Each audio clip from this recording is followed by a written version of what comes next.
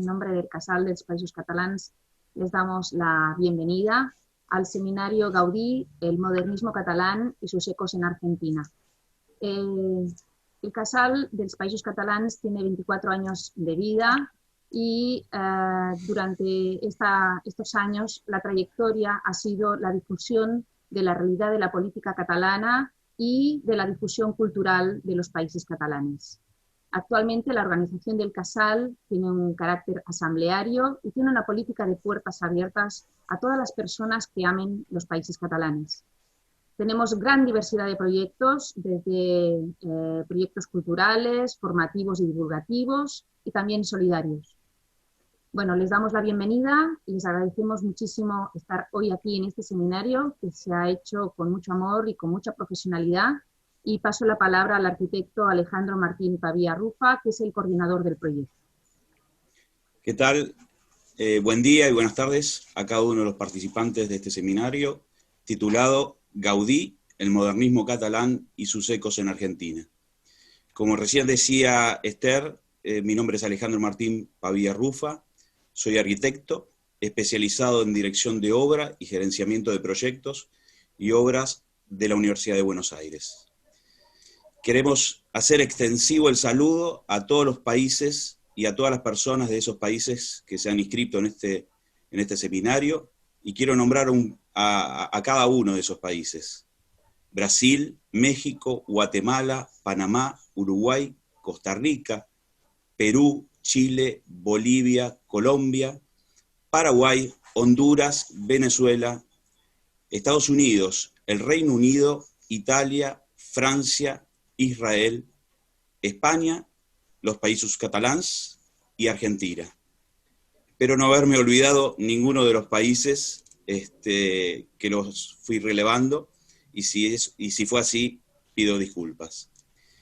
Quiero empezar este seminario agradeciendo puntualmente al Casal de los Països Catalans y especialmente a Esther Barnet, con quien ya nos conocemos hace ya unos cuantos años, y es un poquitito la cabeza del Casal que tuvo esta hermosa idea de hacer un seminario teniéndolo a Gaudí, el modernismo catalán, como figura, y al cual le hemos, de alguna manera, y después lo iremos expresando, hemos incluido sus consecuencias, ese modernismo, sus consecuencias en la Argentina. Agradezco a las 1.900 personas inscritas en este seminario, las cuales nos están siguiendo a través de Zoom y canal de YouTube propio del Casal de los Països Catalans. Quiero aclarar algo: este seminario no tiene ninguna intención de ser un curso de historia de la arquitectura. Nuestra intención es poder disfrutar de un evento cultural dentro de un contexto mundial muy complicado por la pandemia. Les proponemos que por el término de 1 hora y media aproximadamente se dejen llevar por nuestra propuesta: adentrarnos en el mundo de la arquitectura modernista catalana, expresada en Antoni Gaudí como su mayor representante. Hacer una presentación de un seminario y no ponerle una cuota de pensamiento y de sentimiento principalmente, es difícil, y sobre todo para mí y para las personas que más me conocen, ¿no? Las siguientes palabras dan sentido a mi pasión por Antoni Gaudí y el modernismo catalán. Hace 10 años emprendí un camino sin retorno. Ese camino tiene un nombre: Antoni Gaudí y su arquitectura. Los responsables de ese hecho se llaman María José Roca, Juan Manuel Gil y sus padres Juan y Esther. Ellos son amigos entrañables que emigraron a Barcelona hace ya muchos años. Cuento esto porque, de alguna manera, la pasión que yo tengo por todo esto tiene este fundamento. Pasaron los años y en sucesivos viajes a Barcelona y Cataluña comencé a valorar la cultura catalana en toda su dimensión, y obviamente la arquitectura de Antoni Gaudí en particular. La vida me regaló la amistad de catalanes como Eudald Salvatmestre y familia, César Fernández y familia, y Xavi Gallego también. Ni qué hablar de aquellos colegas y amigos que día tras día me escuchan hablar de mi querida Barcelona, Cataluña y de Gaudí. No me puedo olvidar de mi familia de sangre y la que gané a través de mi esposa. Ellos durante todos estos años apoyaron todos y cada uno de mis momentos en los cuales tuve que transitar para llegar a este en el cual nosotros vamos a disfrutar.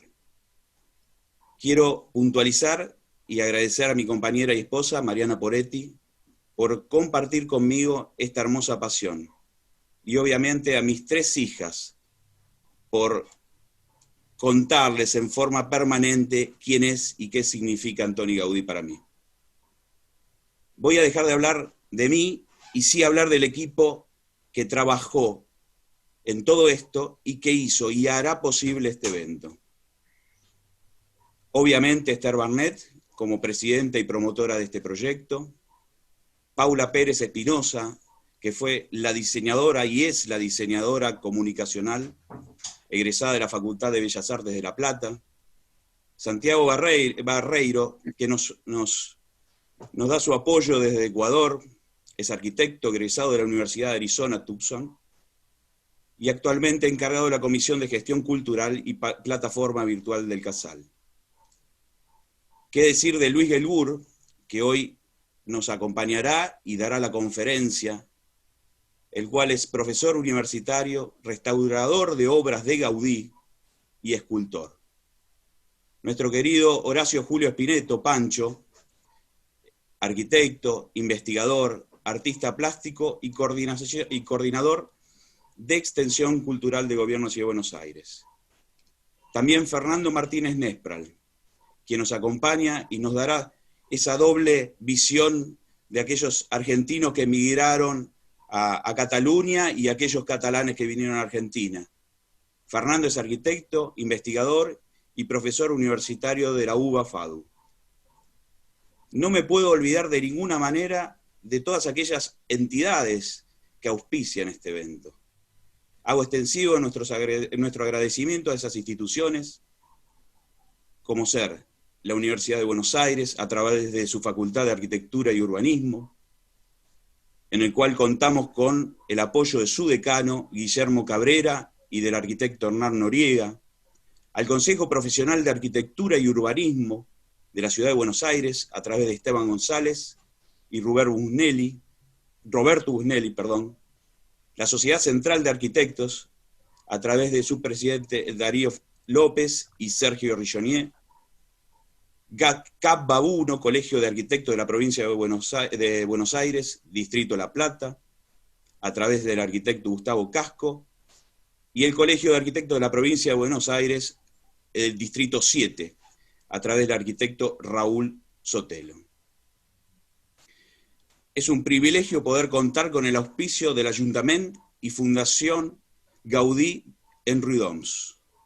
Riudoms, una de las 2 ciudades origen de Antoni Gaudí. Su parte paterna y su parte materna representada en esas 2 ciudades. Riudoms, a través de su alcalde, Sergi Pedret, Llauradó e Inma Parra Hipólito, concejal del Ayuntamiento y presidenta de la Fundación Gaudí. Y por supuesto, la presencia de Aurea Art a través de Francesc Pujol San Juan. Ahora sí nos vamos a adentrar en lo que es el seminario propiamente, y quiero hacerlo a través de una frase de una canción que a mí me encanta, que es Cartas del Oriente, del grupo catalán Blaumut. En esa canción, y principalmente en un video, Blaumut dice: todos tenemos una ilusión oculta, solo hace falta que alguien la sepa ver. Yo represento en esa persona que vio mi pasión y me permite hoy estar frente a ustedes, poder haber convocado a un equipo de trabajo. Esa persona es Esther Barnett, a la cual yo le agradezco muchísimo, muchísimo esta oportunidad. Para todos aquellos que estaban preguntando cómo va a ser el seminario consta de 6 módulos, son 6 encuentros. Esos 6 encuentros se darán a través de los próximos 3 meses. 2 encuentros por mes, los últimos 2 sábados de cada mes.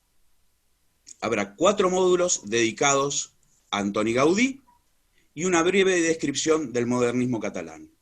Y 2 módulos sobre la influencia del modernismo catalán en ciudades como Tucumán, Rosario, Buenos Aires y La Plata. Obviamente el gran invitado de este seminario es el arquitecto Antoni Gaudí, del cual yo puntualizo 3 características de su personalidad y su obra. La originalidad de sus obras y la búsqueda de la identidad propia de cada elemento que él diseñaba. La búsqueda de la excelencia en sus obras. Y por supuesto, algo muy importante, el trabajo en equipo. Supo rodearse de verdaderos maestros de la arquitectura como Josep Maria Jujol, Berenguer, Rubió y tantos otros. Para dar inicio al seminario es importante que compartamos la siguiente información. Cada una de las conferencias durará aproximadamente 1 hora, 1 hora y cuarto, y después tendremos unos 15 o 20 minutos para poder hacer consultas. No voy a poder, van a poder hacer consultas, y esas consultas serán respondidas tanto por Luis en este. Ahora sí, Santiago, desde Ecuador, si querés, podemos darle la bienvenida al público con un video que nosotros tenemos preparado.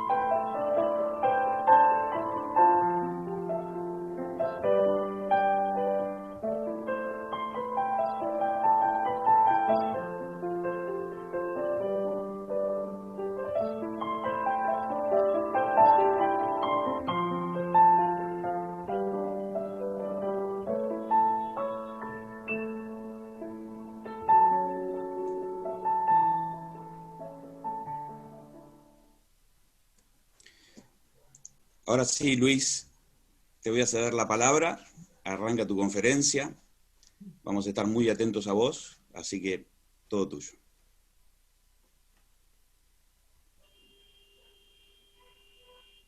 Hola. Buenos días, buenas tardes. Me da mucho placer verme delante de tanta gente a la que no puedo ver.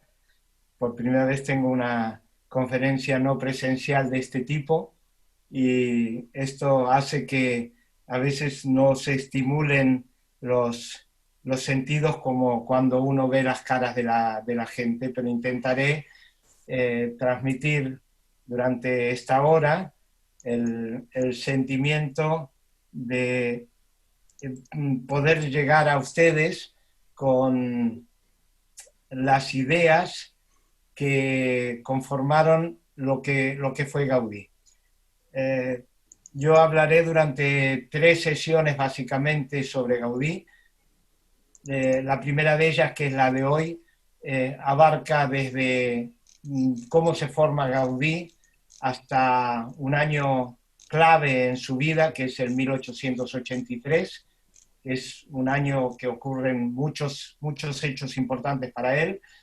Seguramente él pasó desapercibido ese año, pero a partir de ese momento se dan circunstancias. Voy a compartir pantalla con vosotros.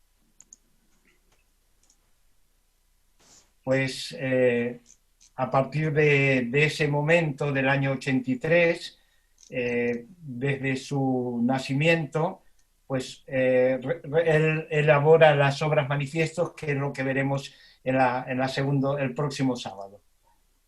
Pues voy a agradecer también, tal como hizo Alejandro, a todas las entidades que han apoyado y sobre todo al Casal de Cataluña en La Plata, que me haya invitado a esta conferencia. Antonio Gaudí, como veréis, nació en 1852 y este es un año muy importante que yo tomaría nota porque ocurren cosas muy extrañas en los años 52. La mayoría de los libros que hablan de Gaudí nos lo presentan como un genio. Y yo intentaré en estas 3 o 4 sesiones demostrar que era un personaje ingenioso, sin ninguna duda, porque construía objetos y máquinas y elementos de diferentes disciplinas, pero que no era un genio. Era un personaje, como se dice en Cataluña, de peus a terra, o sea, de un personaje muy observador que pudo construir elementos tan extraños como estos que vemos aquí y que tienen mucha relación con otro personaje con el cual yo creo que es la única persona con la cual se puede comparar la obra de Gaudí. Solo que ocurrió 400 años antes. Si miran la fecha de nacimiento de Leonardo da Vinci, verán que también ocurre en el 1452, o sea, en el año 52. Yo siempre digo que cada 400 años aparece un personaje ingenioso. Ingenioso porque son personajes que abarcan todas las disciplinas, dos características de vida y características humanas y características de criterios que no hay con otros artistas. Entonces yo pienso que a Gaudí lo entenderemos mejor dentro de 300 años aproximadamente, si podemos conservar sus obras, porque a nadie hubiese entendido un paracaídas como el que estamos viendo aquí en la imagen en el año 1500, pero hoy sí. Y entonces esto hace... Luis, sí. Te molesto, comparte la pantalla, porfa, que esté... No estoy compartiendo. No todavía. Ah, perdón. Minimizo.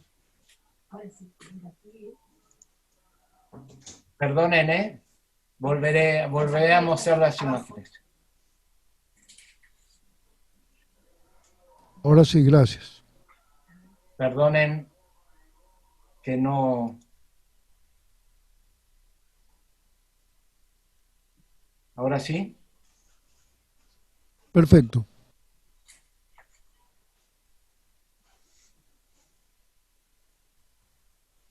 Gracias, Santiago. Estoy a vuestra disposición si hay algún otro lapsus. Las imágenes que yo estaba mostrando eran estas imágenes de maquinarias construidas por Gaudí. Aquí tenemos algo que ya veremos más adelante, que es la maqueta polifunicular de la Colonia Güell, que durante 10 años estuvo estudiando. Como Gaudí no tenía una computadora, no tenía un ordenador, aquí apuntaba en estos pesos, apuntaba los pesos que iba a aguantar el edificio que ya mostraré el próximo día.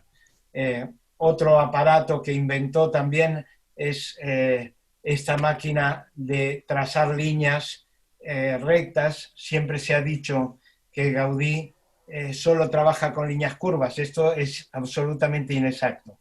Gaudí solo trabaja con líneas rectas, formando planos curvos, con lo cual todas sus obras están hechas con líneas rectas, como no podía ser de otra manera, porque los albañiles solo saben trabajar con la regla, con el nivel, con la plomada, y eso son líneas rectas. Esto que vemos en la primera imagen es una maquinaria que inventó Gaudí para construir una reja de la Sagrada Familia, que ya veremos en la cuarta sesión.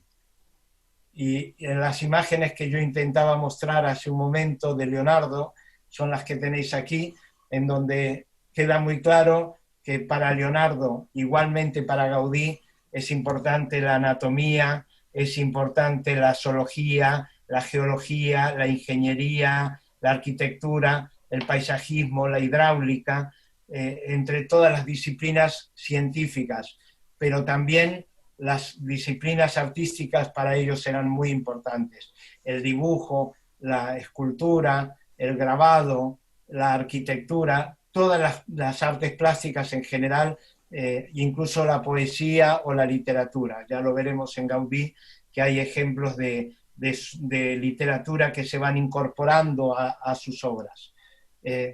Esto une a estos dos personajes, pero se da la característica de que Gaudí llega a Barcelona y se encuentra con un proyecto de remodelación. O sea, yo en esta primera etapa lo que voy a intentar es explicar de dónde sale lo que la gente llama la genialidad de Gaudí, y que yo pienso que es la observación de Gaudí que nos permita que les permita a él hacer las obras que hoy tanto nos maravillan.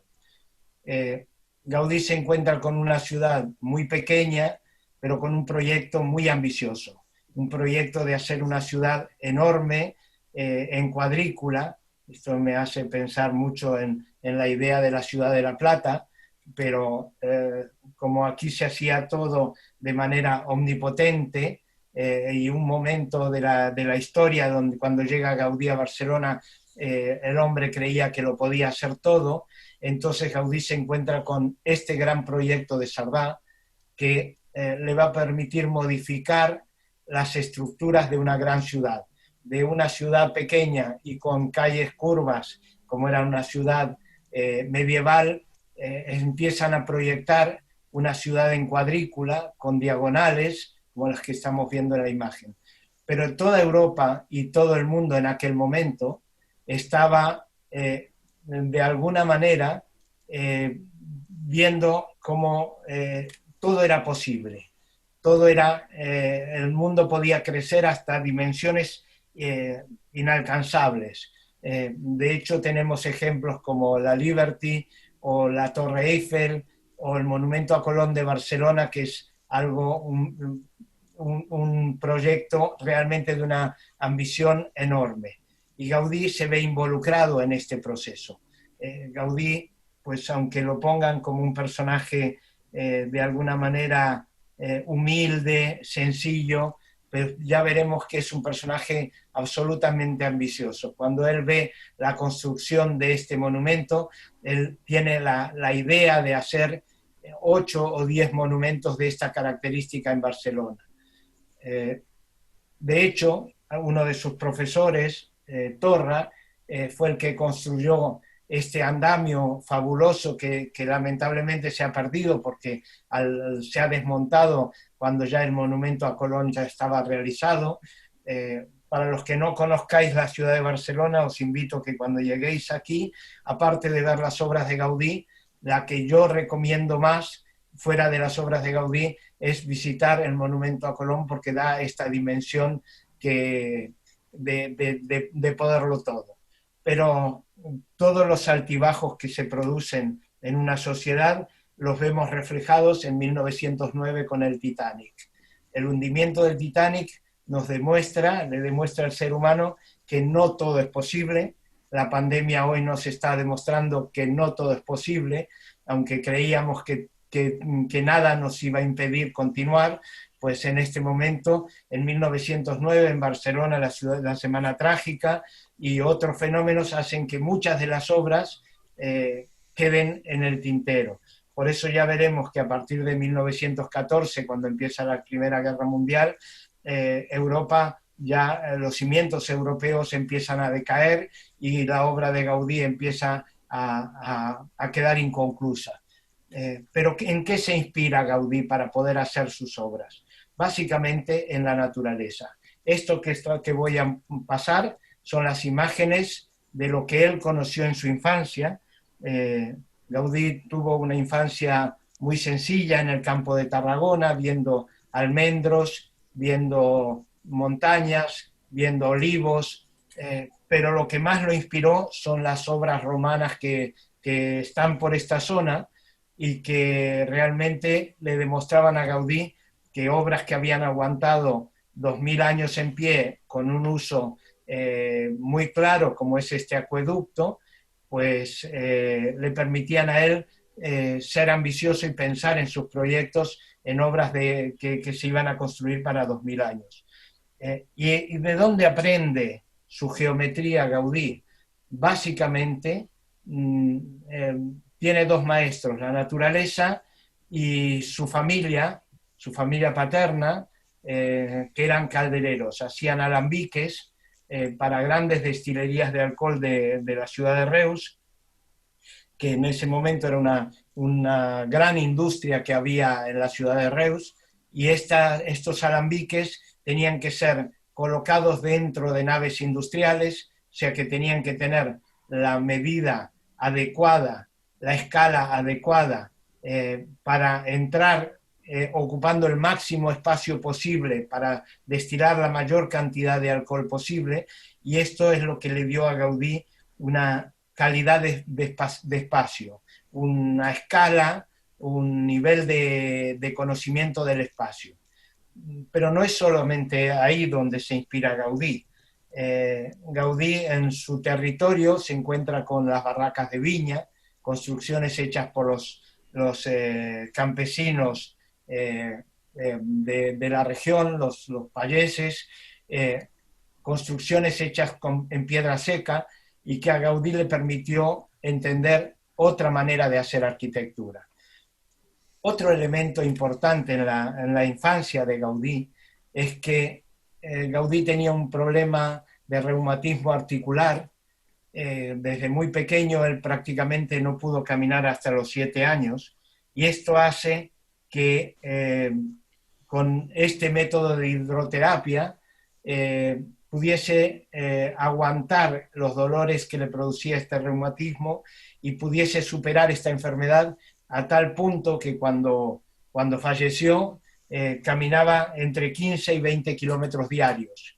El método de hidroterapia, que es un método de medicina tradicional de un cura alemán, pues les fue muy útil, pero no solamente ahí está la inspiración de Gaudí. Gaudí era un gran lector, era un apasionado de las bibliotecas y de alguna manera recibió el influjo de William Morris. William Morris, el creador del Arts and Crafts, de alguna manera es el creador de lo que hoy llamamos modernismo, Jugendstil, Liberty, y que Gaudí toma el relevo de William Morris, y Gaudí es el primer europeo después del movimiento del Arts and Crafts en que recrea lo que después se llamó el Art Nouveau, el modernismo, depende de los lugares. O sea, tuvo un impulso a partir de Gaudí enorme, que después continuaron Víctor Horta y otros modernistas, todos los que conocemos, pero que Gaudí empezó a hacerlo casi en su primera infancia. Otro personaje que fue muy influyente para Gaudí, sobre todo porque Gaudí leyó el diccionario de Viollet-le-Duc hasta los más mínimos detalles para aprender arquitectura, y discrepó muchísimo de la arquitectura que estaba haciendo Viollet-le-Duc en Francia. Gaudí odiaba esto que estamos viendo, esta estructura metálica que sujeta este voladizo. Gaudí odiaba este tipo de... Él decía que era arquitectura con muletas, que a él le gustaba hacer una arquitectura mucho más libre. En Cataluña, una de las influencias más importantes para Gaudí fue poder trabajar con Joan Martorell. Joan Martorell ya era un arquitecto reconocido, que estaba trabajando para Güell, que estaba trabajando para el obispado, y de alguna manera Gaudí como estudiante entró a trabajar con varios arquitectos, colaborando con ellos, haciendo de delineante y aprendiendo de ellos. Y Joan Martorell es uno de los más importantes, pero no queda ahí. Por ejemplo, José Fonseré, un maestro de obras que le encargó los primeros trabajos aún siendo estudiante, y ya lo veremos más adelante, o Joan Torres Guardiola, que era profesor, el que calculó el andamio del monumento a Colón, y el escultor Llorenç Matamala, que se conocieron desde muy jóvenes y estuvieron juntos toda la vida, y que lo aconsejó a Gaudí en toda la aplicación de la escultura de todas sus obras. Otro elemento importante en todo lo que va a ser la obra de Gaudí es que Gaudí desde muy joven contactó con la gente que estaba promoviendo la Sagrada Familia. Aquí vemos una imagen del Propagador de la Devoción de San José, una revista que se viene publicando desde 1867 y que aún hoy tiene el nombre de Temple, y que de alguna manera es la que nos va explicando toda la construcción de la Sagrada Familia, y que Gaudí seguro que conoció desde los primeros ejemplares. Ya en esos años, Gaudí, como un niño, se dedicó a hacer estos grabados, estos dibujos para una revista que se regalaban entre los amigos. Aquí vemos ya su capacidad de dibujo. En muchísimos libros se dice Gaudí no dibujaba, Gaudí trabajaba solo con maquetas. Y esto es absolutamente falso. Gaudí dibujaba desde muy jovencito mucho, y cuando entró en la universidad, en este edificio que vemos aquí, que todavía existe, pues ya Gaudí era un gran dibujante. De hecho, estos son los trabajos de final de carrera, y vemos la calidad de dibujo que tenía Gaudí, y que expresaba perfectamente sus ideas a través del dibujo. Por ejemplo, esto que tenemos aquí era un proyecto ambicioso de estudiante, que era una gran fuente para la Plaza de Cataluña, que si se hubiese hecho realidad, Barcelona se hubiese quedado sin agua. O sea, se hubiese gastado todo el agua en la fuente y hubiese tenido un carácter absolutamente diferente la Plaza de Cataluña, porque es una fuente de gran tamaño. Pero Gaudí no solamente se dedicó a trabajar para este tipo de proyectos. Aún siendo estudiante, unos obreros formaron la primer cooperativa de España, la cooperativa materonense. Eran obreros textiles que se quedaron sin trabajo, y entonces se cerraba la fábrica, se unieron todos los obreros y decidieron montar una cooperativa, que aún no había estatutos para hacer esta cooperativa, y Gaudí se presentó a colaborar con esta gente, les diseñó el cartel, les diseñó la escultura que tenía que estar en el escritorio, en el baluarte del escritorio del señor Pagés, y realizó todo un plano, todo el proyecto, de un proyecto interesantísimo. Estamos hablando de 1880-81. Aquí vemos que hace un proyecto urbanístico de un barrio obrero, su fábrica. Vemos en la parte derecha unos jardines absolutamente gaudinianos, y en la parte superior vemos el proyecto de las casas que iban a ocupar ese barrio obrero. Ahora veremos una imagen dicen que se llegaron a construir 2 casitas. Aquí vemos un detalle del plano. Dicen que este punto que vemos aquí pues las casitas eran con este modelo. O sea, de alguna manera el modernismo está naciendo en estos edificios. Miren la decoración que iban a tener esta construcción.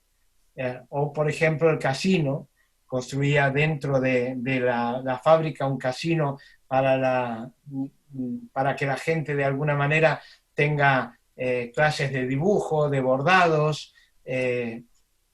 Hace una nave de blanqueo que se llega a construir y que quedó abandonada, quedó relegada, se convirtió en un taller mecánico, pero que era una nave de blanqueo interesantísima porque con muy poco dinero él construye unas crujías, unas vigas que hacen una separación de la nave de 12 metros. Un espacio enorme hecho con estos arcos que ven aquí, solamente para blanquear las lonas de los barcos que vendía esta fábrica. Aquí tenemos un momento de la reconstrucción de estos arcos, porque ahora se ha convertido en un centro cultural enorme y muy interesante en la ciudad de Mataró. Esto hay una coincidencia entre 1870 y 80. En Madison, en Estados Unidos, se estaban construyendo unos puentes con el mismo sistema, y bueno, son famosos por la película de los puentes de Madison, pero tiene el mismo sistema que utilizó Gaudí para esta obra. De alguna manera es como que las ideas están en el aire y que los arquitectos que están a la vanguardia van cogiendo esas ideas en base a los estudios que están realizando. Para Gaudí era importante dónde se ponía el sol, cómo llovía, o sea, todos los elementos no solo de la naturaleza, sino de los vientos, pues todo esto lo estudiaba para cada una de sus obras. Y esto lo vemos en que en ninguna de las obras entra agua por las ventanas cuando llueve, porque él estudiaba de qué manera se movía el agua. Esto es algo que lamentablemente en las universidades actuales no se estudia, pero Gaudí realizaba dibujos de relojes de sol, o por ejemplo le encargó un profesor que haga un estudio de un cementerio, dibuje un cementerio, y Gaudí lo que presentó es este dibujo de cómo tenía que ser la entrada del cementerio. Y hace esta entrada para que si hay un día de lluvia y la gente tiene que bajar de los carruajes, tenga tiempo de abrir su paraguas, tenga un techo que lo reciba, no entre directamente a través de una reja al cementerio. O sea, Gaudí pensaba en detalles que normalmente nadie piensa, y esto está claro en todas sus obras. Por ejemplo, cuando le encarga a Fonseré que realice el diseño de la glorieta Aribau, que todavía existe, lamentablemente no en muy buen estado, Gaudí se preocupa por hacer que cada león tenga en sus fauces un tipo de planta diferente. Aquí tenemos una imagen actual de cómo es esta plazoleta, y vemos que de alguna manera empiezan a hacer el modernismo en este tipo de elementos. Con Fonseré trabajó muchísimo, desde ayudarle al diseño del mercado del Born, y hay dibujos de Gaudí de detalles, o por ejemplo las rejas del Parque de la Ciudadela, el Paseo de San Juan con los maceteros hechos por Gaudí. Aquí tenemos estas farolas que él pone a la entrada, las rejas, y aquí vemos que durante mucho tiempo se negó, como Fonseré firmó los planos del Parque de la Ciudadela, como no podía ser de otra manera, porque era el encargo que él tenía, pero aquí vemos detalles de alguna revista donde nombra al arquitecto Gaudí realizando estos detalles. Y la prueba más fehaciente de que Gaudí intervino en estas piezas antes de ser arquitecto es que en su casa yo he tenido en mi mano esta cabeza de león que vemos a la derecha, que es de yeso, y que fue el modelo que se usó, el modelo escultórico que se usó para realizar estos leones que tenemos en el Parque de la Ciudadela alrededor de toda la reja.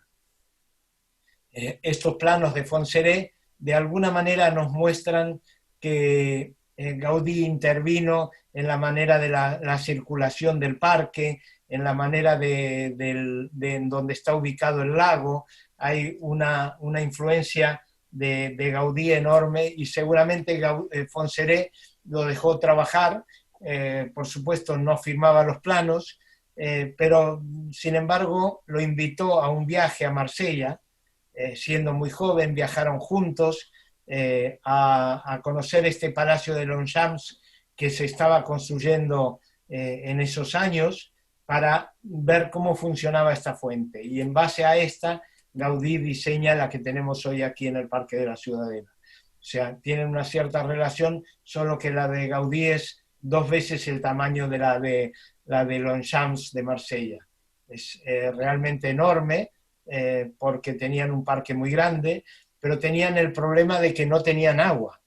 Entonces, agua para esta cascada, agua para el lago que quiere colocar en el parque, agua para estos dragones. Entonces Gaudí inventa, como ingenioso ingeniero que es, y gracias a los cálculos de estructuras que le enseñaba Torre en la universidad, inventa unos depósitos de agua que los coloca en el exterior del Parque de la Ciudadela, en la calle Wellington, en un edificio espectacular que solamente debe haber calculado Gaudí, pero que no lo firma Gaudí, que vale la pena de ser visitado, hoy día es una biblioteca, y que le va a dar agua por caída libre al lago que vemos en la parte superior de esta fotografía. Pero como no le alcanzaba el agua para toda la que necesitaba, Gaudí colocó una estructura en la parte superior, otro depósito de hierro con tuberías que vemos en esta fotografía de la izquierda y que ha desaparecido. Aquí lo vemos, este depósito, tal como está hoy está sin agua, pero es una especie de piscina en la parte superior de este edificio que firma Fontserè, y que es un edificio que hace acordar mucho al acueducto romano que Gaudí conoció. Es un edificio que hoy día es una biblioteca. La mayoría de los edificios de Gaudí tienen la característica de que están tan bien hechos que se pueden reconvertir en otra cosa, y muchos son reconvertidos en bibliotecas, salas de estudio, diferentes restaurantes, diferentes usos para los que fueron concebidos. Aquí tenemos la parte superior de este edificio, que es realmente una obra de cálculo estructural increíble, hecha todo de ladrillo para soportar esa piscina en la parte superior, y que le valió una nota muy buena en un examen que le tomó el ingeniero Torras, que se dedicaba a la venta de herrerías, pero también era profesor universitario. En esa misma época Gaudí diseña este umbráculo para el Parque de la Ciudadela. Es una pieza interesantísima, de madera, hierro y ladrillo, y de gran tamaño, y donde las plantas viven magníficamente bien. El primer encargo que ya él recibe como arquitecto y que puede firmar es este de 1878, que son 6 farolas que recibe del Ayuntamiento de Barcelona. Como él era tan ambicioso, pensaba que le iban a encargar las farolas para toda la ciudad de Barcelona. Escribe una memoria muy detallada y magnífica, que está varias veces publicadas, y en realidad solo hizo 6 farolas, pero se tomó un trabajo enorme de estudiar cómo era la iluminación en toda Europa en aquel momento en que está cambiando la luz de gas a la luz eléctrica. Era tan humilde de alguna manera en su manera de vivir, que escribía las tarjetas manualmente, y aquí vemos un dibujo de una cabra que nos muestra que realmente él tenía intereses artísticos muy claros. Vemos un pastel. Ahora mostraré 3 o 4 obras que no se realizaron, como este cartel anunciador, pero que tenía detalles absolutamente Art Nouveau, absolutamente modernistas, o esta especie de kiosco para la venta de flores, pero que al mismo tiempo servía de lavabo, servía de baño público, cosa que en Barcelona siempre nos faltan los baños públicos, no hay, y Gaudí pensaba que con este proyecto se podía resolver varios temas a la vez, y de hecho en la planta él dibuja el baño de señoras con un espacio para que las señoras puedan retocarse, o sea, para que no ocupen el lavabo y no haya colas, o sea, que de alguna manera es un precursor de esto de esa necesidad que tenemos ahora de lavabos que tengan una diferencia entre hombres y mujeres. Se hacen ahora los lavabos del mismo tamaño para hombres y mujeres, por eso siempre hay colas en los de las mujeres. Lo que realmente el proyecto que realizó en aquel momento y que le cambió a él la vida y que nos cambió a todos la vida en Barcelona es este elemento, este expositor para guantes que fue visto por Güell y que de alguna manera, gracias a este elemento muy sencillo visto hoy, pero observen que esto está hecho con un vidrio plano. En esa época todo el vidrio se hacía de una manera soplada, con lo cual eran círculos muy grandes los que tenían que construir para poder cortar vidrios de este tamaño. Es tal que no estaba la gente acostumbrada a ver vidrios de tal tamaño que él tiene que poner estos pasamanos para que la gente se sujete y no se tropiece con el vidrio, no rompa el vidrio con la cabeza. Aquí tenemos el proyecto y gracias a este dibujo y a esta realización contacta con Güell. Güell lo busca a Gaudí y le encarga mobiliario y otros proyectos que van a hacer que la obra de Gaudí sea tan importante, porque como veréis a lo largo de estas sesiones, Gaudí hace el Parque Güell, la finca Güell, el Palacio Güell, hace muchas obras para Güell, el Parque Güell, hace muchísimas obras para Güell, todas tienen el apellido Güell.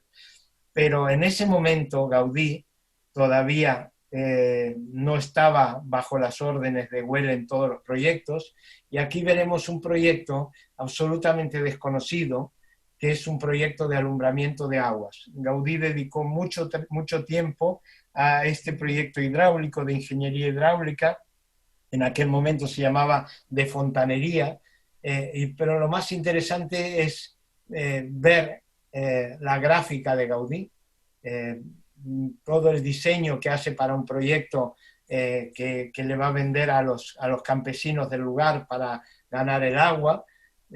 Si miran esta letra P, aquí hay las 4 barras de Cataluña, hay una idea de música, y con estos pequeños detalles él está creando un elemento absolutamente modernista. Yo creo que en esta P nace el Art Nouveau, nace el modernismo con estas curvas, con este coup de fouet que Gaudí realiza en esta P y estos detalles. Si observan la foto de la derecha, verán que pone construcción 00030, con lo cual nos demuestra lo ambicioso que era Gaudí. Estaba haciendo la obra 30 y él pensaba que iba a ser 10.000 obras. En realidad solo tenemos 93 obras de Gaudí, con lo cual quedó un poco frustrado a lo largo de su vida, pero ven un poco la característica, las ideas que él tenía.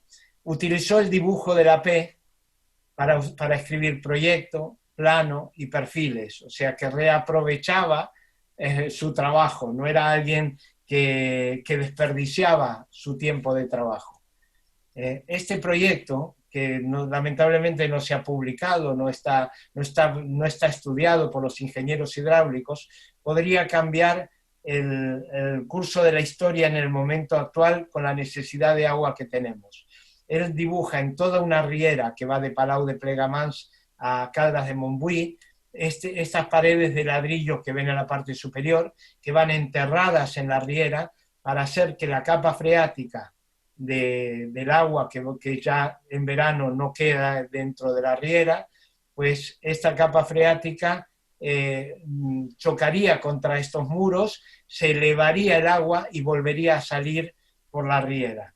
Lamentablemente se hizo este proyecto, pero quedó abandonado y hoy es una zona muy de fábricas y una zona que no está muy cuidada.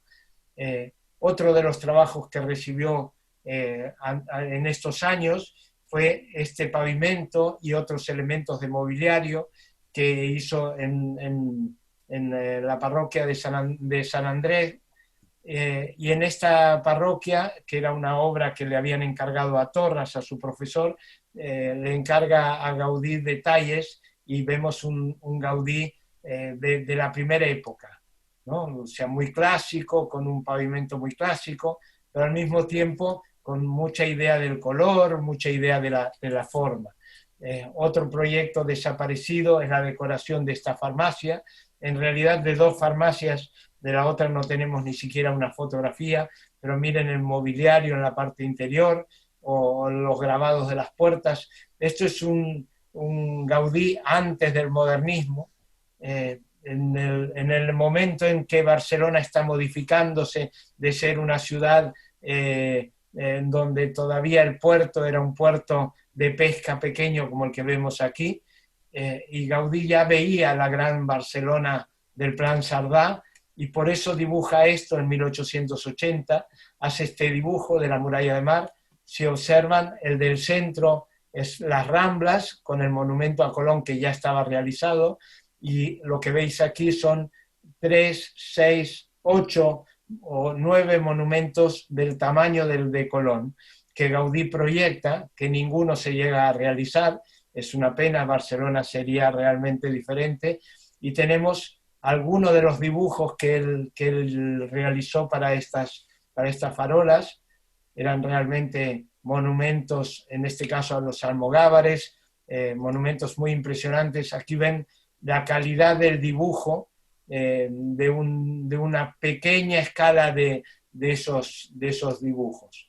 Pero no todos eran proyectos ambiciosos. En 1880 descubrimos hace muy poco una casa para San Martín de Provençals de 2 plantas, sin decoración, que la hace para una señora. O sea que realmente Gaudí era un trabajador incansable, tal como dijo Alejandro, muy apoyado por sus colaboradores y muy dependiente de ellos, y de alguna manera se acogió a todo tipo de trabajo. Hizo cosas tan sencillas como esto que vemos aquí. Aquí tenemos una imagen del taller que le permitió a Gaudí muchos de sus proyectos, el taller de Puntí, que era un taller de forja, al mismo tiempo de banistería, al mismo tiempo de trabajo de cristal. Era un taller que yo diría medieval, en donde se hacían diferentes tipos de trabajo y se combinaban, cosa que después justamente de esos años ya fueron modificándose los talleres.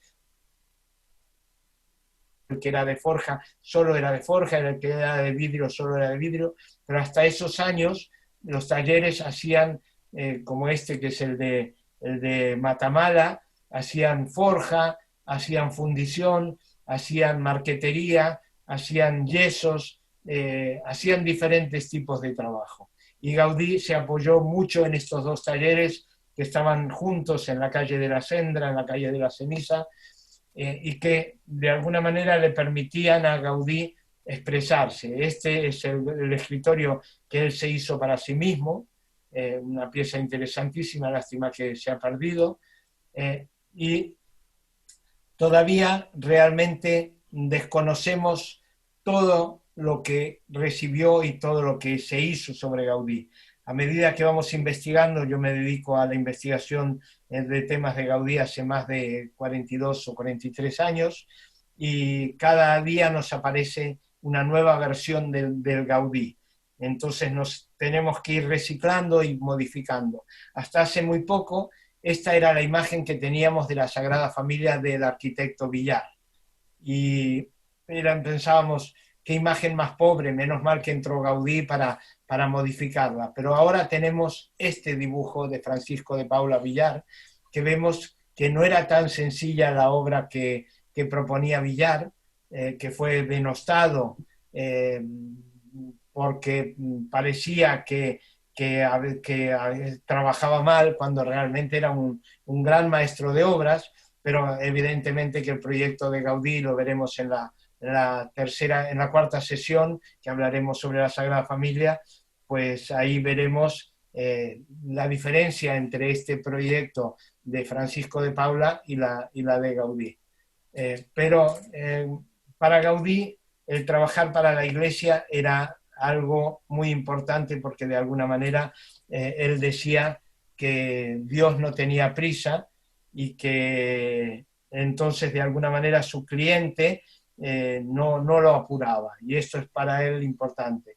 Gaudí hizo este dibujo de la actual catedral, y aquí trabajó junto con Martorell y junto con Domènech i Muntaner, dos de los grandes de aquel momento.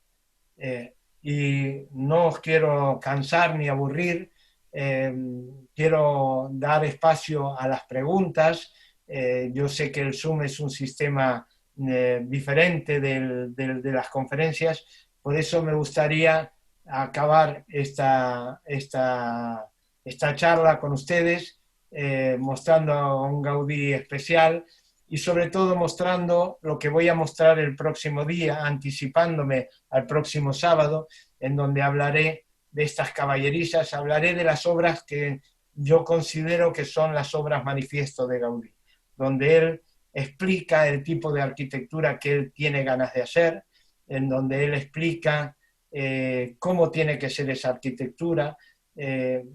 Ahora leyendo sus memorias, leyendo sus pocas frases que tenemos, analizando los libros en que él se basa para, por ejemplo, en el caso de la finca Güell, ya veremos que se basa en la Atlántida de Verdaguer. En el caso de las Teresianas ya veremos que se basa en la obra de Santa Teresa de Jesús. De alguna manera, él es como un director de cine que tiene un guión para cada una de sus obras, y entonces el próximo día hablaré de la finca Güell, hablaré del Capricho de Comillas, otra obra fundamental para entender cómo funciona la luz en los edificios de Gaudí, cómo este edificio parece que se moviese a lo largo del día. Por eso pone como símbolo en este edificio el girasol, porque de alguna manera es como que gira junto con el sol. Y por último hablaré de lo que él considera la casa familiar, la casa como elemento donde la familia se va a resguardar, y que para él es como que de alguna manera nos quiere explicar cómo tiene que ser una casa. Lamentablemente, como la Casa Vicens, no quedan muchas en Barcelona, y de esta imagen que muestro, que volveré a mostrar el próximo sábado, en realidad se ha perdido todo este jardín, se ha perdido, ya verán que ahora nos quedó la casa casi entre medianeras con un pequeño jardín. Por suerte fue restaurada, ya lo hablaremos el próximo sábado. Y ahora doy la palabra a Alejandro para que me haga las preguntas o los que queráis hacer preguntas. Luis, mientras la gente va de alguna manera haciendo llegar sus consultas, voy a arrancar yo con una consulta que de alguna manera es darte pie para de alguna redondear este primer módulo. Yo me noté de todo lo que vos fuiste exponiendo los siguientes conceptos, y después sí, obviamente quiero que vos de alguna manera los puedas desarrollar. Estamos hablando en Gaudí de un profesional absolutamente estudioso de cada uno de los detalles de sus obras. Entonces, eso es absolutamente claro. Estamos hablando de un profesional que diríamos particularmente interesado en la búsqueda del origen de cada una de las cosas. Y por otro lado, por todo lo que uno pudo leer durante tantos años, un estudioso de la temática puntual de la obra que iba a desarrollar. O sea, él era un estudioso, antes de empezar una obra, estudiar de qué trataba el tema, quién era la familia, si había una familia de por medio, para después dar a su proyecto un contenido absolutamente sustentado en todo ese estudio que él había hecho. Esto es más o menos lo que fui, de alguna manera, recogiendo de todo lo que vos ibas diciendo. Ahora sí me gustaría escucharte a vos, que de esto sabés y mucho. Sí, sin ninguna duda. Gaudí, cuando recibe un encargo, él analiza para dónde es ese encargo, pero no lo analiza desde el punto de vista de solamente mirar el terreno y ubicarlo, sino que él mira a 100, 150, 200 años vista lo que va a ocurrir en ese lugar. Entonces él se pone en la cabeza, por ejemplo, cuando le encargan la Sagrada Familia, se la encargan en un sitio, en un pueblo pequeño de 700 habitantes. Yo sé que me estoy anticipando, que estoy contestando cosas de la cuarta sesión, pero que yo creo que viene al caso. Gaudí ve que ese es el centro de lo que va a ser la futura Barcelona, y entonces él tiene la idea de que ahí es la iglesia más importante que él va a construir en su vida. Y entonces, durante 10 años, no sé con qué treta, no presenta el proyecto a sus clientes definitivo, porque él está elaborando su proyecto. Cuando le encargan la Casa Vicens, por ejemplo, o las casas del Paseo de Gracia, Gaudí sabe que Gracia se va a convertir en uno de los barrios importantes y que ese paseo se va a convertir en uno de los paseos más importantes de Barcelona, y le da el peso y le obliga de alguna manera a sus clientes, a veces a regañadientes total y a veces bajo juicio. Por ejemplo, en el caso de la señora de Segimon, la dueña de la Casa Milá, que odia el proyecto de Gaudí. De alguna manera ella quiere tener la casa terminada para lucirla, y Gaudí la va estirando y la va estirando, y de hecho ella lo tiene que echar y le hace un juicio para que se vaya, y él un juicio para cobrar los honorarios. O sea, a veces de una manera bastante casi violenta, pero Gaudí está haciendo su obra y nada se le va a interponer. Y tenía una fuerza de espíritu muy grande, la misma que le permitió de no caminar ni un metro cuando era pequeño a caminar 15 o 20 kilómetros diarios. Esa misma fuerza de voluntad es la que él tiene en cada uno de sus proyectos, en el más pequeño o en el más grande, porque Gaudí no tiene la idea del micro y del macro conjugadas, digamos. Él está viendo como si fuese en un microscopio y al mismo tiempo está viendo como en un telescopio. O sea, él ya ve lo que hoy todavía no hemos visto, que estamos viendo gracias a los telescopios o a los microscopios, las formas de la geometría. Él ya lo vio en su momento gracias a la lentitud de mirada de su infancia. O sea, el hecho de que un niño que normalmente corre mucho y se mueve y no puede fijar la vista, Gaudí pudo fijar la vista durante esos 6 o 7 años que son tan importantes para la vida de un niño. Entonces él pudo fijar y él supo cómo crecía un caracol, cómo crecía una rama, cómo crecía una hoja, y esa es la diferencia con el resto de los arquitectos. Gaudí estudia cómo sale el sol, dónde se pone, cuando hay viento, qué ocurre, y entonces proyecta las ventanas pensando en el viento, pensando en el humo, las chimeneas, pensando en todo lo que de alguna manera interviene en la arquitectura. No sé si con esto yo me he ido muy por la tangente o te estoy... No, nombraste algo que es muy importante, es el manejo que él tenía de la escala.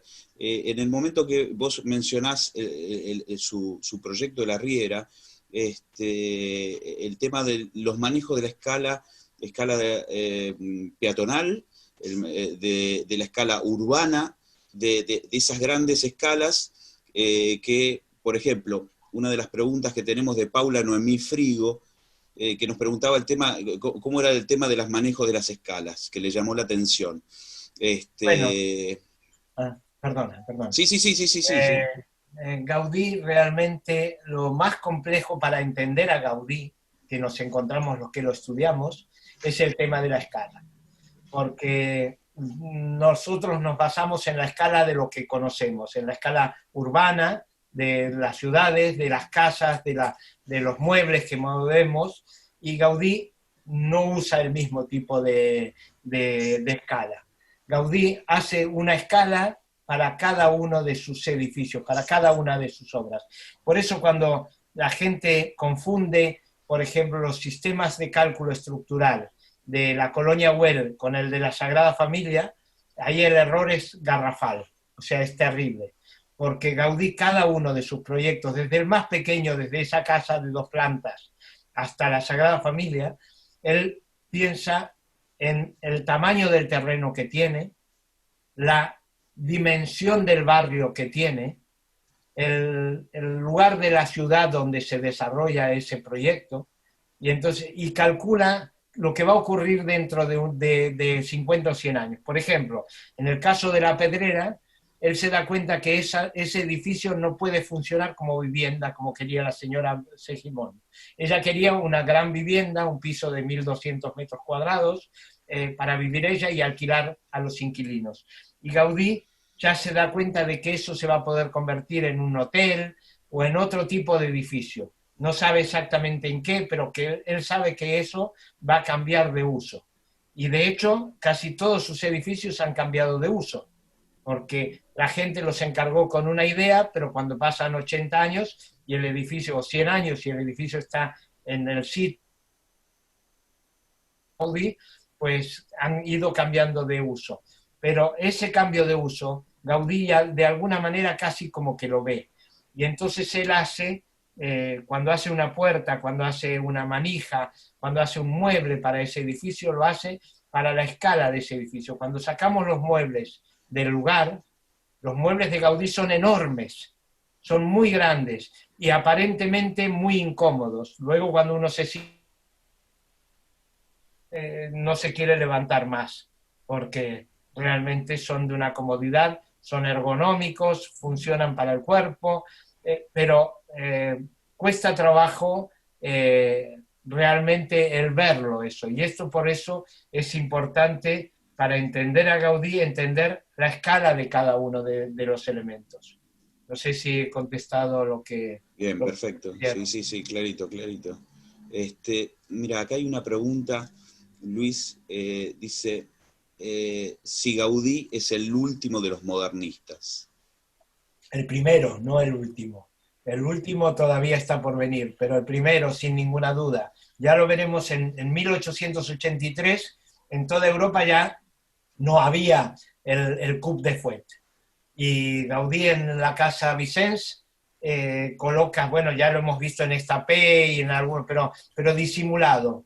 Pero en la Casa Vicens y en el Capricho de Comillas ya se anticipa a todos los demás, a Víctor Horta y a todos los demás europeos que están haciendo Jugendstil, Liberty y todo el movimiento que de alguna manera llegó a Argentina.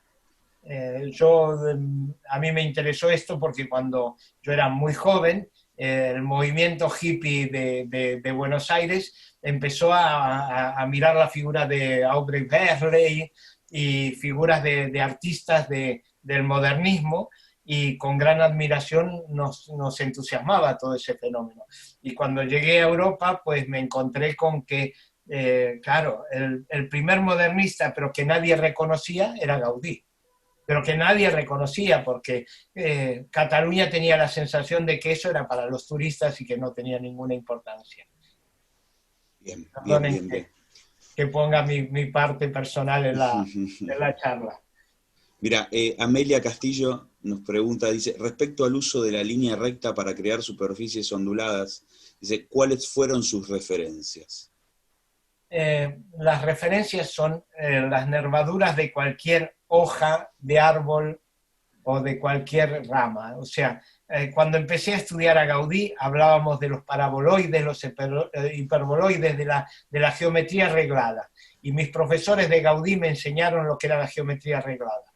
A los pocos años, un matemático y un físico me enseñaron de que se quedaba corto esa geometría, que no se podía hacer la Sagrada Familia con esa geometría, y menos la pedrera. Entonces empezamos a pensar en los fractales. Y hoy en día, yo creo que todavía las matemáticas y la geometría no han llegado a la verdadera geometría de Gaudí, que lo sabremos de aquí a 40, 50 años. Por eso invito a las próximas generaciones a seguir estudiando a Gaudí, porque es evidente que no hemos aprendido nada. O sea, Gaudí utiliza, hoy en día si dibujamos en un 3D, en una computadora, en un ordenador, todo va con líneas que se cruzan en el espacio, líneas rectas. Y esto es lo que hace Gaudí con sus paraboloides o con sus formas. Voy a mostrar, no sé si se verá, porque no sé si lo estáis viendo en la pantalla, yo ya no sé con el zoom. ¿Estáis viendo esto que yo tengo en la mano? ¿O solamente me ven algunos? Sí, sí, No, sí no, se sí ve, que sí se ve. te vemos. Perfecto. Bueno, esto que ven aquí son líneas rectas que como se giran, nos convierten en unos planos curvos. Entonces Gaudí usaba muchos modelos de este tipo. Los encontramos en su taller.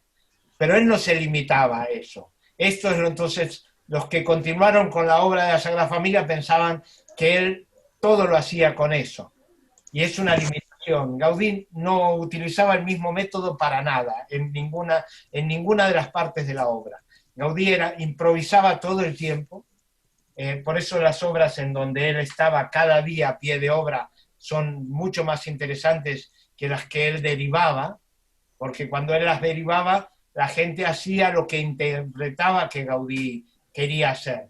Pero Gaudí tenía las formas en su cabeza, y cuando iba a la obra, era cuando él veía lo que estaba ocurriendo en la obra. Y ahí es donde tomaba las decisiones. Pero como él sabía que todas las obras de arquitectura de aquella época se hacían con ladrillos, con mortero de cal, necesitaba líneas rectas, él no podía usar líneas curvas. Porque las líneas curvas necesitaba para dibujarlas o para trazarlas. Con los herreros era diferente. Con los herreros o con los artesanos de otro nivel, él le podía pedir curvas. En los muebles, sí, que en los ebanistas podía trabajar con curvas. Pero en la arquitectura no. En la arquitectura él hace todas las formas basado en el ladrillo, que es una pieza recta, y que se tiene que poner una detrás de otra. Lo que pasa es que él modifica la ubicación de los ladrillos para conseguir los planos curvos. Entonces, los planos son curvos, pero las líneas siempre son rectas. Los periodistas siempre, así como dicen que Gaudí era un genio, también siempre dicen que Gaudí trabajaba con líneas curvas, y a mí me enfada mucho porque era todo lo contrario. Una consulta, Luis. Carla Molinari dice, en la actualidad, da para hablar mucho de esto, ¿no? Pero dice, en la actualidad, ¿las obras no realizadas por él se podrían realizar? A mi entender, ¿Lo podrían realizar otros arquitectos? a mi entender no, y es un desastre. Es un desastre. Cuando las obras las continúan todos piensan que tienen, incluso yo como restaurador, a veces pienso, bueno, tendría que haber sido más humilde con este detalle y hacerlo de otra manera. Lo que pasa es que los míos son detalles pequeñísimos, pero en la arquitectura ya veremos el próximo sábado, cuando mostraré una sola imagen de la restauración de la Casa Vicens, solo una imagen que nos explicará la diferencia entre la continuación de la obra y la obra. Por eso yo prefiero quedarme con un dibujo de Gaudí y no una réplica o una mala reproducción o una obra continuada, a mi criterio, ¿eh? pero esto es discutible. Los criterios de la restauración de la obra de Gaudí dan para varios másters. Consulta, yo esta te la tengo que hacer, Luis, no queda otra. Dice, ¿por qué el profesor Guelbourg define a Gaudí como un personaje ingenioso y no un genio? Porque eso lo remarcaste. Bueno, Entonces, porque... Nicolás pregunta eso, Nicolás Bazán. Porque un genio la idea de genio es abstracta y en cambio el ingenio es concreto, es una realización que se proyecta, se calcula y se estudia hasta sus últimas consecuencias.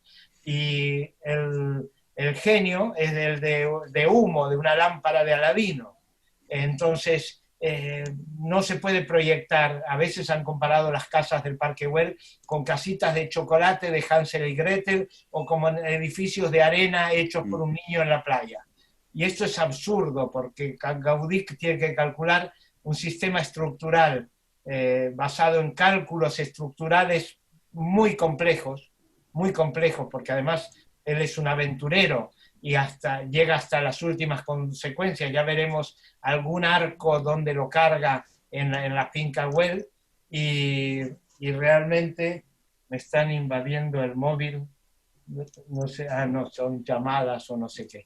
Pues, y realmente Gaudí es una persona que hace un cálculo a la milésima, al milímetro de cada una de sus partes de sus edificios, por lo cual no se puede hacer ni con arena, no se puede hacer con chocolate, no se puede hacer la Sagrada Familia en chocolate porque es imposible hacer 174 metros con los pesos de tonelajes que tú vas a comentar en la cuarta sesión. Es imposible.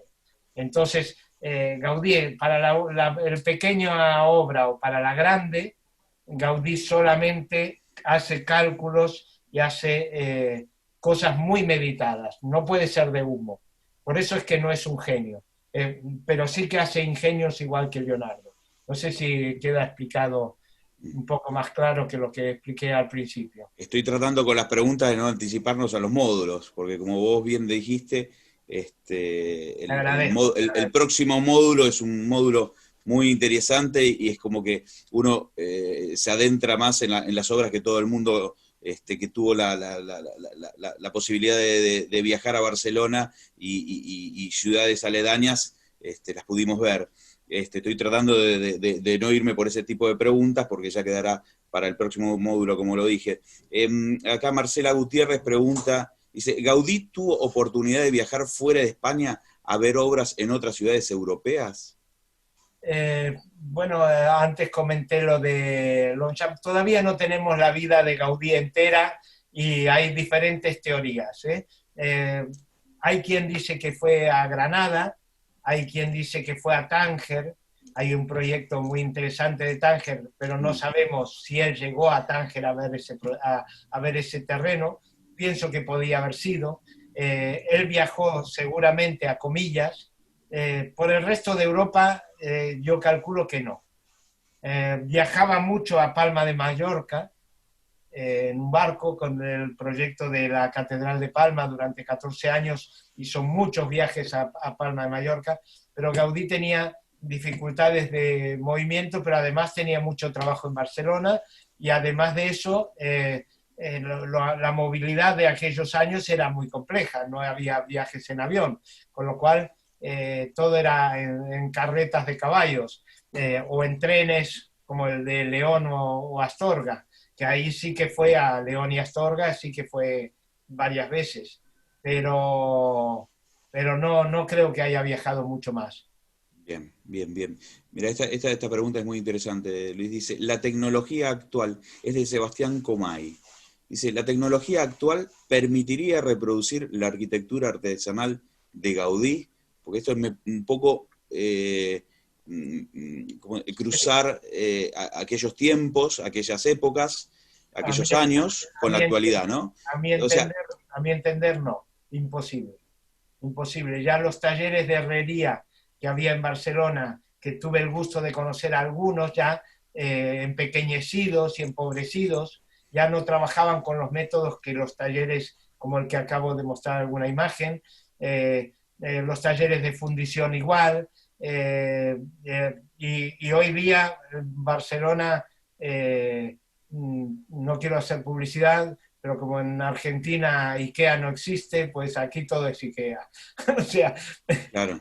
no hay talleres artesanales, no hay herramientas, se ha perdido, es un cambio de era, es un cambio de época. Por eso es que la obra de Gaudí ya hasta es complicado restaurarla, de mantenerla en buen estado, porque han cambiado las técnicas, han cambiado, algunas cosas siguen estando igual, la fundición sigue siendo a la cera perdida, pero el trabajo del soplado de vidrio no tiene la dimensión que tenía en la época de Gaudí, los talleres de ebanistería no tienen la calidad que llegaron a tener, las maderas no se secan como se deberían secar, como se hacía en la época de Gaudí, que se mantenían los árboles secos, se traían desde África, las maderas de calidad.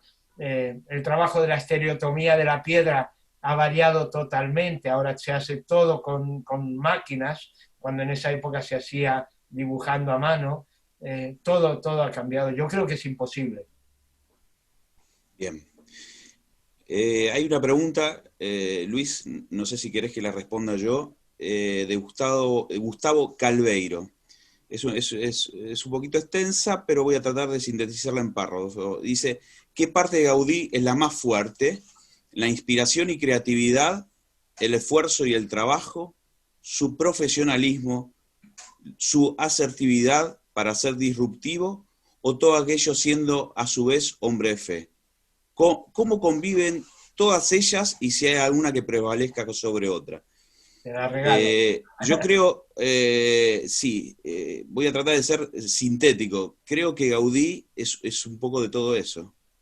Gaudí, sin entrar en su parte privada, le fueron sucediendo obviamente varias cosas como le puede pasar a cualquier persona, por eso el tema de humanizarlo, yo coincido con eso con Luis, de humanizarlo.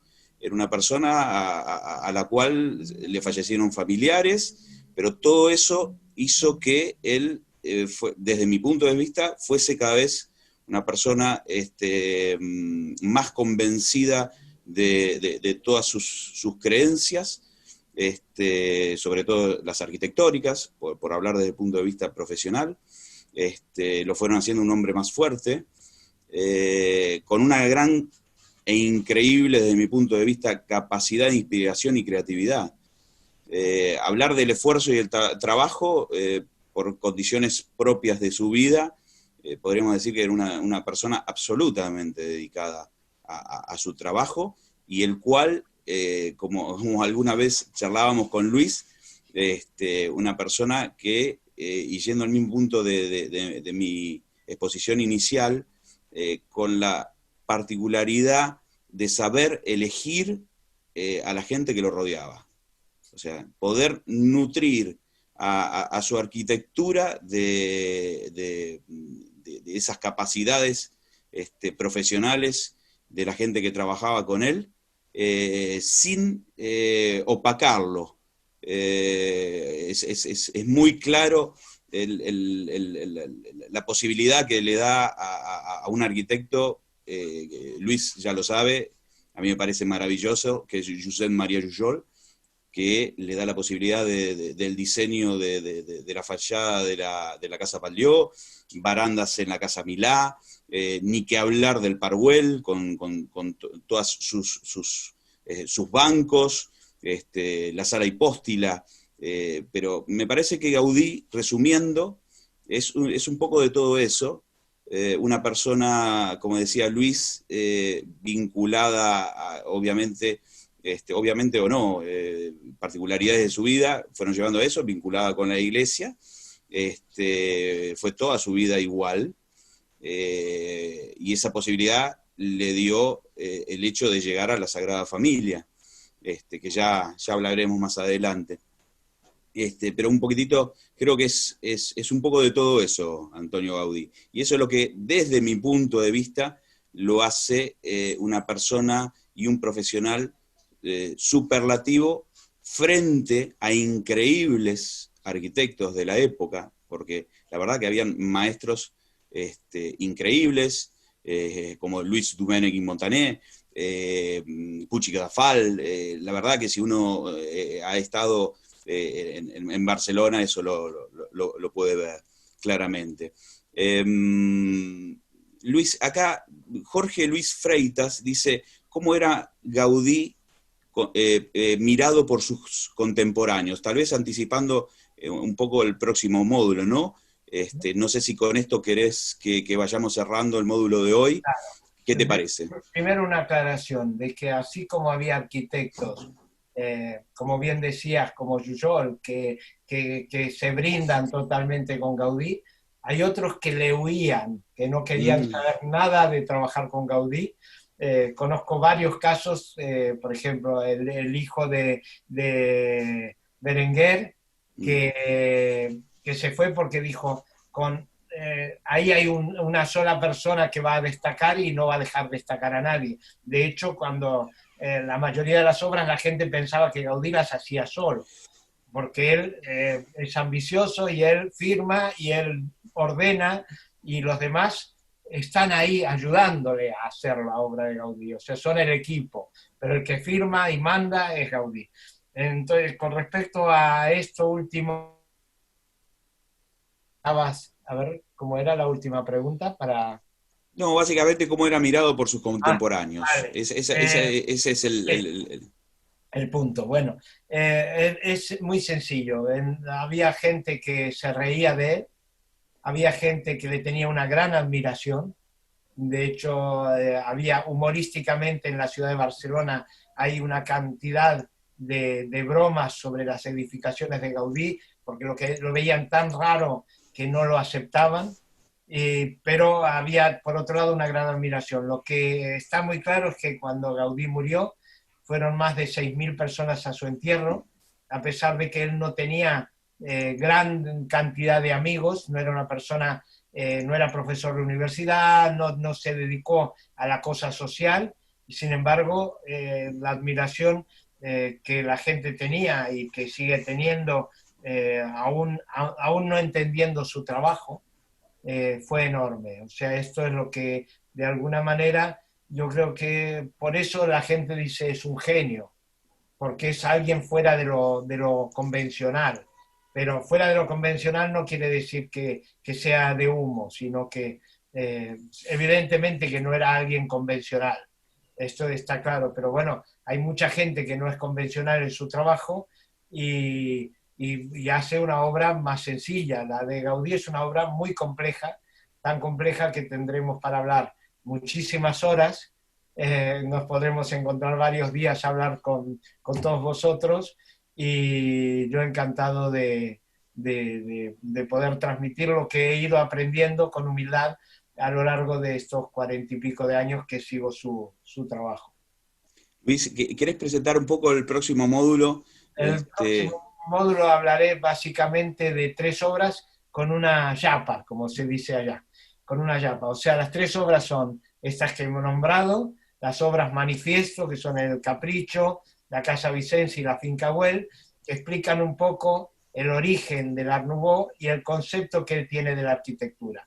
Y añadiremos el Palau Güell, porque es una obra que si no nos quedará fuera de contexto, porque es una obra que no está dentro del modernismo, porque es del año 88, no está dentro del modernismo más clásico, del Art Nouveau, como la Casa Batlló o la Pedrera, no está dentro de ese, y sin embargo realmente es un gran palacio, es una obra magnífica y una obra de las que uno no querría irse nunca. O sea, yo he entrado, no sé, cientos de veces y siempre descubro algo. Es que realmente es única, es una obra no muy grande, ves la escala ahí, es importante, es un edificio que le decimos palacio, pero no tiene el espacio para ser palacio. Es un edificio de 400 metros cuadrados en el centro de Barcelona, con lo cual tiene una escala reducida.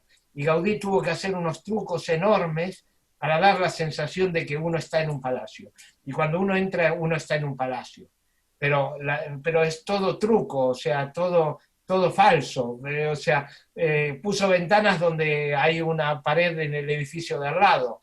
y entonces pone una luz eléctrica para iluminar esas ventanas, pero nos da la sensación de que es todo amplio, de que es todo grande. Bueno, ya lo veremos el próximo Vos sábado. lo decís muy bien, Luis, es una obra que toda aquella persona que sabe quién soy y mi pasión por Barcelona y por Gaudí, siempre me dice, bueno, armame mi paseo por Barcelona, y le digo, bueno, te voy a enviar a un lugar donde la mayoría de la gente no va, que es el Palau Güell, y para mí es una obra de arte. Es una obra de arte en sí misma. Sí, sí. Es una obra de arte desde el punto de vista de la utilización de los materiales llevados al extremo y de una calidad de gremios, como habitualmente decimos los que estamos en obra, una calidad de gremios para la época, obviamente sería... Te voy a explicar por qué pasó eso. Gaudí le hizo a Güell las caballerizas que hablaremos el próximo día, la finca Güell, y las hizo pensando que Güell no querría gastar tanto dinero.